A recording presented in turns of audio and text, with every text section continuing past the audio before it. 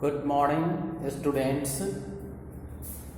Today we are moving to the next important stanza, that is the fourth stanza. Before coming to this stanza, we should remember the previous three stanzas, and you know that in the first stanza the poet talked about the condition of tiger inside the zoo. It means describe the caged tiger's condition. But in the next, second and the third stanza, the poet hoped that if the same tiger in its natural habitat, then the condition of the tiger would be a little different one. The behavior of the tiger must be changed one. Okay, and so here we are moving to the another important stanza. So at first we go through this one, but he is locked in a concrete cell.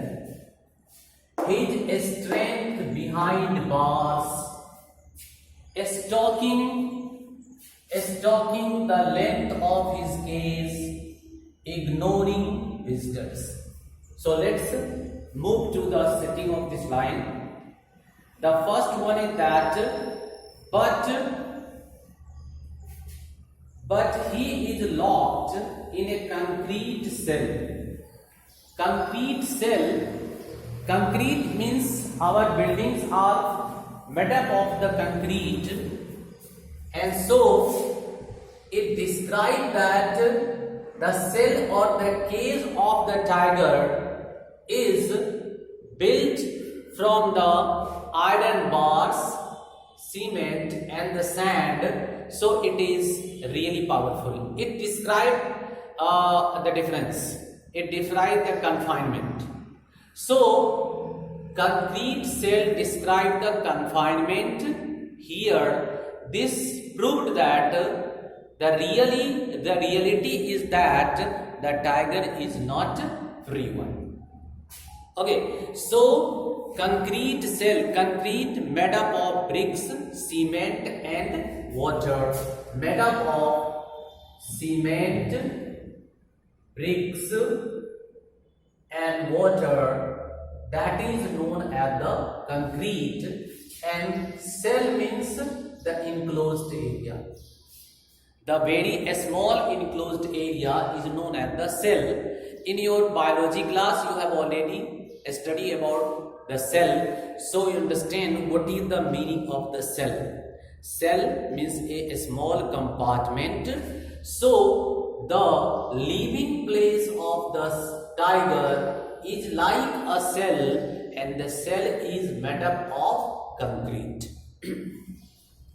His strength behind bars, stalking the length. So here we again come to this word, stalking. Stalking has been used in the the first stanza, and there we have discussed that why stalking word has been used. It means stalking describes the movement of the tiger in that confined area, in that limited area, and so the same sentence is here. It gives a appearance that the actually tiger is not free. The tiger is already inside the cage. Ignoring visitors. Ignoring visitors. Why you are having tigers in the zoo? You are having tigers in the zoo for the pleasure, for the enjoyment of the common people. So although tiger is already inside that cage, but the tiger is not interested in the visitors. Why? Because this is not the natural place of the tiger. the tiger is angry, the tiger is unhappy, the condition of the tiger is really not good. So tiger ignoring, ignore means not to take care. Okay, if you are ignoring, this means not to take care of someone. So the tiger is not taking care, the tiger is not taking notice of the visitors. Visitors are there, visitors inside the zoo, but the tiger is not interested in all this one. And here again you will find that this he is the example of, you well know, example of the personification. So the personification is already there. Thereafter we find that locked concrete cell. So here again he, thereafter we have the locked, again E, one E, another E, and then we come to the, again there is a concrete. So the next E and one more E. So there are many vowel sounds of E, and so it creates a beautiful song or the music. And you know that what is the name of that poetic device? That is again assonance. So the poet used assonance. The poet has used poetic device assonance. Okay, moving further. And here you find that his strength and bars. So here we find that behind bars. Okay, bars, okay, behind bars. So here BB, repetition of the same sound, and so it is the example of the alliteration. Okay, so these are the literary devices. Now we come to the rhyming scheme. Rhyming scheme comes from here, cell. Next one is the bars. Next one is the case, and again the visitors. Okay, so you will find that it is A, B, C. It is A, B, C as well as B. So the rhyming scheme is A, B, C as well as bars B. So the rhyming scheme is A, B, C, B. And in this way we find that if you move to the real construction, the real arrangement or the simple paraphrasing of this line, then you find that the condition of the tiger is really different here. The tiger is inside the cage. He is locked in a concrete cell. It means the tiger is inside the cell. The tiger is inside the cage. Okay, it means the tiger is confined in a strong cell which is made up of concrete. He is behind the bars. He is strength behind bars. Strength means might. Strength means power. So the narrator say that once the tiger is inside the cell, once the tiger is inside the cage, then there is no use of his might, there is no use of his power, and so he say that his strength behind bars, behind the cage, inside the cage, and he lost his ferociousness. He lost his ferocity. Why? Because the tiger is not free. Otherwise, in our third stanza, we have already studied that once the same tiger put into the natural habitat, that is the forest, then the tiger is really very fearful, terrorizing one, ferocious one, and try to terrorize the people who are living at the bank or the side of the jungle. But the same tiger If the tiger is inside the cage, inside the zoo or the concrete cell, in that condition, its strength is behind the bars, and so the tiger is not as powerful. The tiger lost his ferociousness. He just stalks in the cage, okay, and how can he terrorize villagers without the strength? His power restricted by the cage because he is inside the cage, hence he cannot terrorize the visitors, hence it had been shown by using the words ignoring visitors. It means he can't terrorize, he can't took notice, he can't take care of the visitors, and so if it is not going to react to the visitor, then it has been termed as ignoring visitors, because the tiger lost its might and power. It cannot no longer terrorize the visitors, and so it ignored them because he realized that I can do nothing to this human being, and so the tiger ignored the visitors already.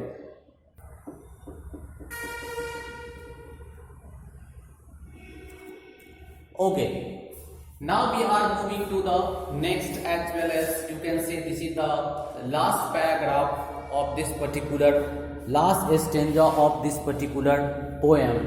So let's begin this one. This paragraph says, he hears the last voice at night, the patrolling cars, and stares with his brilliant eyes at the brilliant stars. He hears the last voice at night, the patrolling cars. It means the tiger is still in that zoo.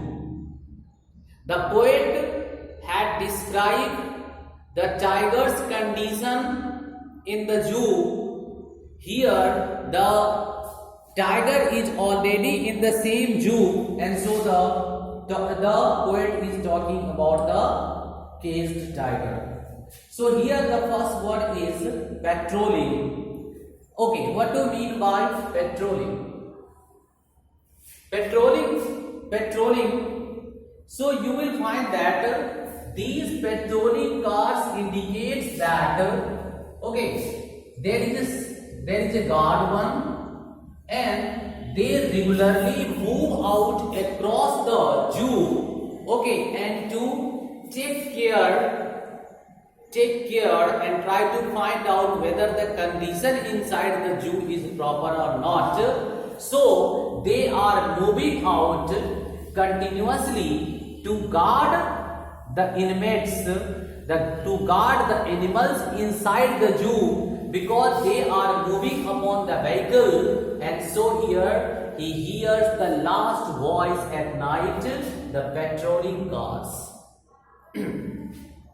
This line shows, and stares with his brilliant eyes. So here we find that we have one word here, brilliant, and another word here, brilliant. The two brilliant word. Okay. In the beginning line, the same kind of the setting was there. I want to make you remember. So whatever that, just go to the first stanza. On pads of velvet quiet, in his quiet stays, in his quiet rage. Okay, so you will find that the poet has used the same set of the brilliant eyes and the brilliant stars. The same set, the same appearance, the same kind of the appearance of the letter, and so we are going to discuss about these things if we go through this. Here, second important thing is that if you go through, then you find that he hears. Again, he having the H, or here again H, repetition. So it is the example of the alliteration. This he is the example of personification. Okay. He hears as alliteration. He humanized the tiger. So it is the example of the personification. And then we find that with his eye and brilliant I very. And so the same vowel sound I had been used many times. It means use such words which have so many large number of the I sound, and so it is the example of the assonance. So the poet has used assonance. Okay, so that is the poetic device. So you find that many literary devices have been already used, and it is essential for our examination purpose. Now we come to the last part. It is controversial one: night, cars, eyes, as well as stars. Okay, so what do you find? Again you find the same kind of the rhyming scheme. If it is A, then this one is the B. If it is A, then this one is the B, and again it is probably C, and then you will find that cars and stars, the B repeated. So the rhyme scheme is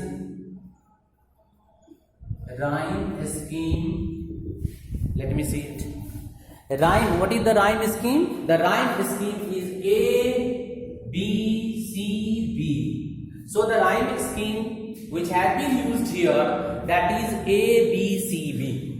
So these are the certain important technical points, the word meaning related to this particular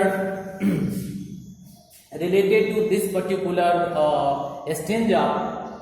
Now I am coming to the two most important things: brilliant eye and well as the brilliant stars.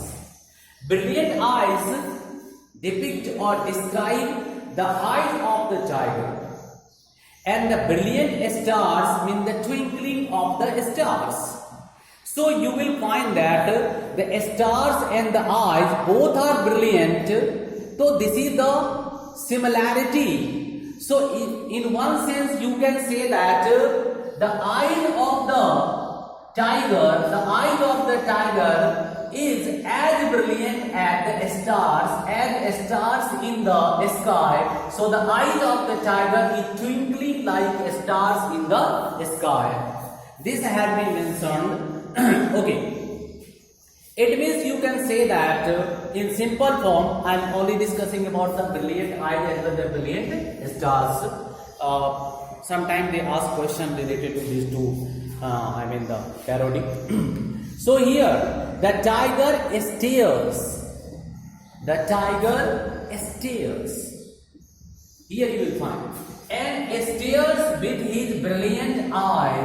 The tiger stares. Stare means, what do you mean by stare? Stare means to look intently, continuously. Okay, it is very forceful look. If someone is staring you, it means that person is looking at you intently, continuously, probably try to terrorize you, probably try to attract you, and so, and stares, look intently, continuously, to whom? With his, so stares to the brilliant stars. Stares to the brilliant stars with how? His brilliant, with his brilliant eyes. And so here we come to the conclusion. The tiger stares at the brilliant stars with his brilliant eyes, thinking about how beautiful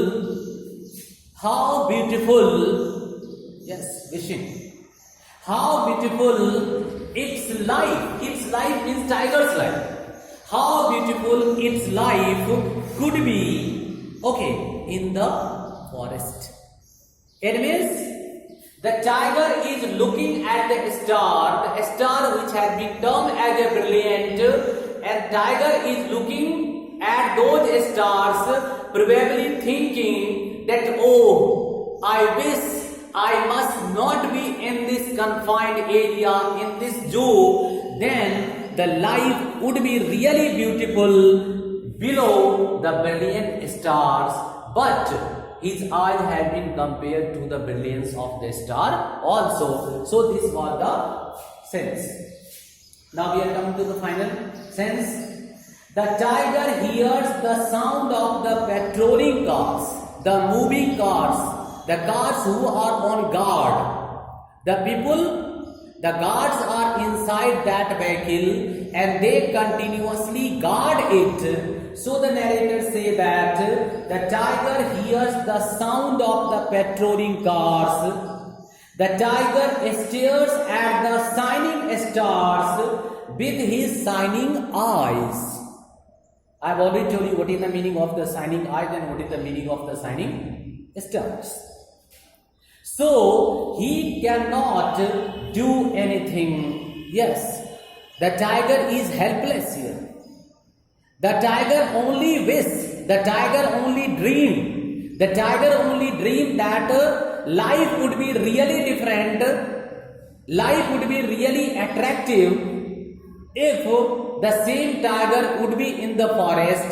But alas, it did not happen. The tiger is already outside, he is inside a zoo. So the tiger is sad as he is confined in the cage because or therefore he cannot do anything. He stares at the stars in the night and tries to divert his thoughts towards them, and so he is looking intently. He is staring to the brilliant stars with his brilliant eyes, and in this way I find that I have already concluded this one, and I hope that you find no problem to understand it. Okay then, have a nice day and have a nice learning also. Wish you all the best. All the best. Thank you.